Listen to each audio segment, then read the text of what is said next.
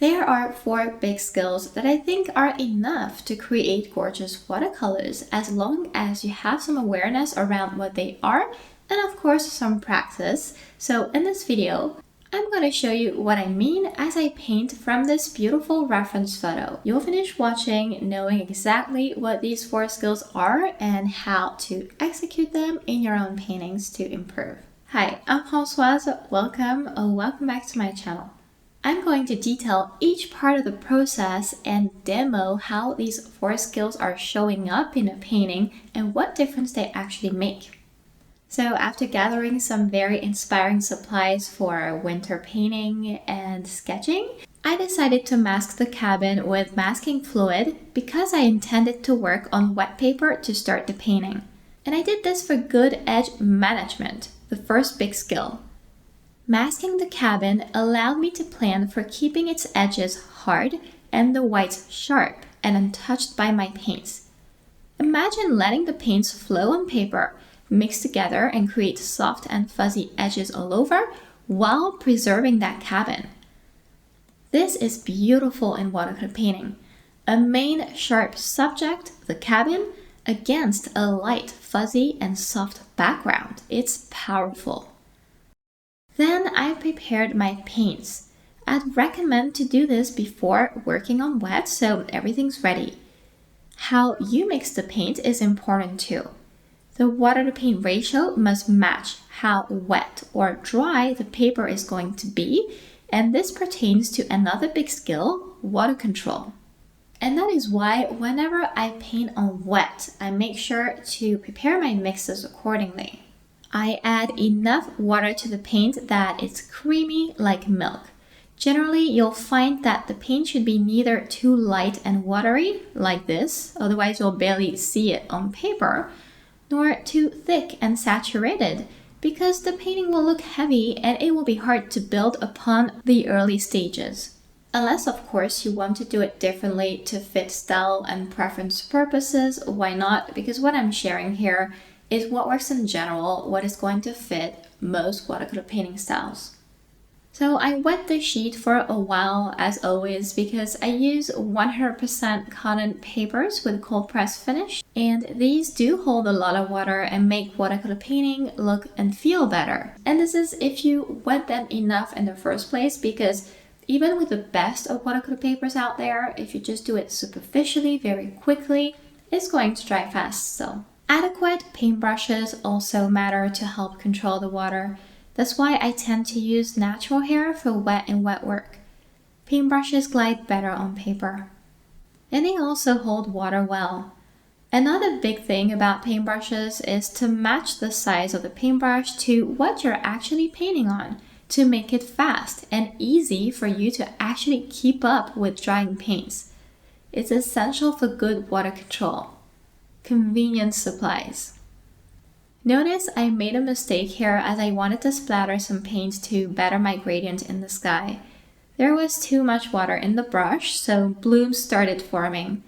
I'm very accustomed to working on wet by now, so I quickly fixed that by re-adding more color but with more pigment this time.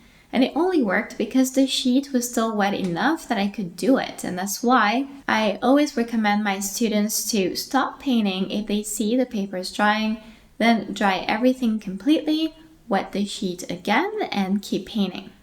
And by the way, I've just released a Misty Forest Masterclass, and I'll teach you all of this in the easiest way with a series of 7 paintings and 2 cute Christmas cards as a bonus. I'll add a link to that in the description below if you'd like to join before launch price goes away after Tuesday, November 19th. Color and contrast management is the third big skill. That's why I was careful here to create some kind of gradient in the sky, so it doesn't look like a solid blue all over. It really helps with realism and lightening the overall looks of the landscape. Same for the snow. I made sure to leave some of the whites white for maximum contrast between light and dark colors at the end of my painting, and you'll see how the snow pops then. I made both top and bottom of the painting a bit darker than the rest for maximum depth in that sky and that snow. And notice also I was using the same blue and a bit of pink all over. That's important for color harmony, and that's why everyone keeps saying to use 3 to 5 colors, because it ensures good harmony, and you'll see it will be easier for you to paint and you'll have more time to work on controlling your water on such wet work. And when you're used to controlling water, you can leverage things such as the paper drying. That's why I waited to paint snow towards the end, because I knew the paints wouldn't spread like crazy. I had the problem that my paints and paper were drying faster than I'm used to, because I used a different kind that I usually do, Beohong paper and schmincke granulating paints, when normally I use Arches and Sennelier or Daniel Smith regular paints. Because this was happening, I had to stop and I didn't have time to fix the visible strokes in the sky, but I knew that was fine. I wasn't worried because I just went for a second layer, which I frequently do, and usually I'll do that to fix minor things that I don't really like in my painting, like visible brush strokes, or to just add vibrancy and more depth, more contrast to my painting. With water control still, just the act of wetting the existing base might soften and flatten all the strokes. Not the case on this paper and these granulating paints, however, but I use this trick a lot with my regular supplies and it works like a charm. Wetting the paper for a second layer should be fast, with not a lot of back and forth to avoid and lift paints, and then you'll want to add just a tad of pigment to your mixes that you were using before, because again, less water on paper, less water in the paint. And I know it's difficult, especially water control. It's super frustrating at first, but as you practice, you end up getting it and getting super comfortable with it, painting really fast. It's not even stressful anymore after a while. So don't get discouraged. And please let me know in the comments if you are a beginner still or more intermediate or advanced with your watercolors. I had to add paint at the bottom pretty quickly and not just the sky, because I knew that my sheet dries faster in the corners. So try and remember this when you work on wet like this. I wasn't afraid that the paint could spread out onto the white parts of the snow too much or into the sky, because there was less water this time around. So back to the color and contrast skill now.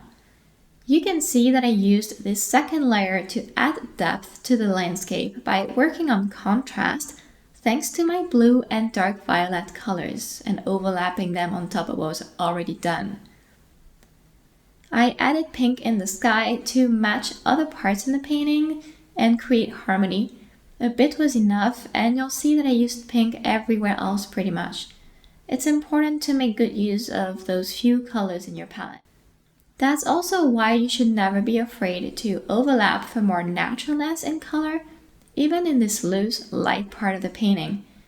I mentioned water control, color and contrast, edge management, and our fourth big skill is balance between loose and realism effects. This second layer was done on wet, so it's fuzzy everywhere. But remember, it will help the main subject stand out, and the combination of both will make your watercolors shine. For example, you'll learn that in a landscape like this one, things like mountains or trees make great excuses for us to create an interesting scene. They're easy to paint on wet, and they do a lot for the painting's overall appearance after the main subject was added. The fuzziness in the trees and the lightness of colors here is what will make everything else stand out, because it makes it easier to create depth once we add detail later. Trees will look like they're far away. I like to outline things partially like I'm doing here, because one of the secrets here is to stay approximate, not try and be too perfect, and I'll show more examples later. Using several colors in the trees and in other places of the painting also help with maintaining a balance. It's important, as you've seen already. Splattering paint towards the end was also used for more naturalness in the looks of the trees, and I find it's a great technique to actually depict foliage. So overall, in the second layer, I leveraged my water control skills when I increased the amount of paint slightly when adding the trees, to avoid blooms because by then the sheets were starting to dry since I started with the sky and snow. I even used the lifting technique on the snow to clean up the edges, and this is also part of our water control big skill. And I know I might make all of this look easy and that in real life for you while painting it might be overwhelming if you're still a beginner. But always remember that with practice and awareness around these things, you will be able to improve. It was time to paint on dry and add more detail, thus realism, to the painting. And you'll notice that combining these two basic watercolor techniques, wet and wet and wet on dry, is incredibly powerful when you're aware of what I explained before and what I'm going to touch on now. I started with a cabin and I worked with edges to add a base layer after removing the masking fluid. I started from a creamy mix and I softened it with enough water that I got a nice gradient from dark to light. This helps with realism and keeping the cabin from looking like a brown block of paint and burdening the painting, and it will look a little bit cartoonish too. Maybe you're starting to see how all skills rely upon one another and how I use them all throughout the process. For more color harmony and contrast, I overlapped pink on the brown color, again to place all 5 colors all over, pink and brown in the wooden parts, blue again on the snowy roof. I added detail to the snow with a few additions to not burden the painting once more. Working on edges again was helpful to make these hollow areas melt into the rest of the snow. I find that a clean and damp paintbrush is effective to create that effect. And I use it to soften parts of the harsh edge I just painted. And if you've been watching my channel, you know that I love to use that technique and I use it all the time in my teachings to show you how I paint smooth watercolors. I created more balance between loose and realism effects as well by splattering some paint on the snow. It looks nice as long as it's just a touch, and that's why I didn't do it everywhere. I also added more towards the bottom to contribute to depth. To keep balancing loose and realistic effects, I tried to paint neatly thanks to my fine tip paintbrush, but I didn't try to do everything perfect on purpose. So here, for example, it goes for the shape of the door that is slightly unfinished or a broken line around the bottom of the roof. Remember that the main subject is meant to stand out against the soft background. That's where a lot of beginners stay trapped and their paintings look flat. Shadows, or we could say dark colors, were used in the soft background just a bit to create depth in the sky and the snow.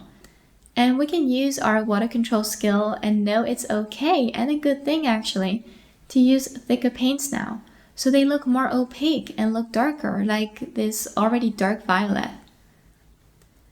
Notice I still played with edges, not that I'd have to, as this is just part of my style to soften a lot of them and make the art look smooth and realistic.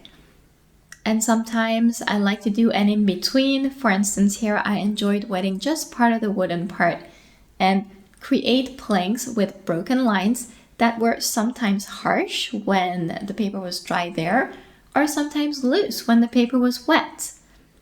We could call that controlled imperfection.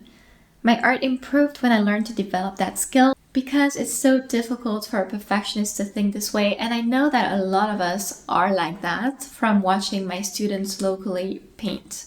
So by adding this dark, color harmony and contrast naturally happen in the painting too. Again, with the trees, I knew to make my greens thicker and also darker by adding the darker color into it. That is water control, but also color harmony and contrast. Working with a clean and damp paintbrush helped me soften the harsh edge at the base and make it look like the tree is a full part of the landscape and resting in deep snow. Notice here how the white snowy roof pops against the dark green now. That's also why I decided that if I must place some trees, this would be a nice spot to do it. It brings the cabin forward a bit more and in focus more as well. I wasn't sure how many trees to add, so I went for less than the reference photo, because as you paint, you also learn to tweak a photo to help the watercolor look good. I was careful not to be perfect again, and I didn't space the trees out the same way. They're also a different height. Do this when you paint trees, birds, or anything repetitive. Try and make things look a little bit different, taller, bigger, shorter, whatever, every time.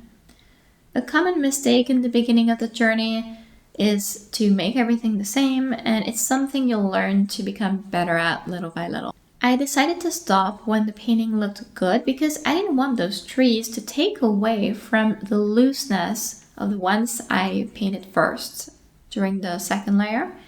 And to give you a better idea, it took me a year to be really comfortable painting, at least with water control. And it took me 4 more to improve on every skill I mentioned and develop my awareness around what I needed to do and what makes the watercolor look better. So I hope this has helped or inspired you. Remember to check out the description of the video if you want to work with me and learn to paint similar trees surrounded by mist, or watch this trailer here to decide if the masterclass is right for you. Thank you so much for watching and see you next time.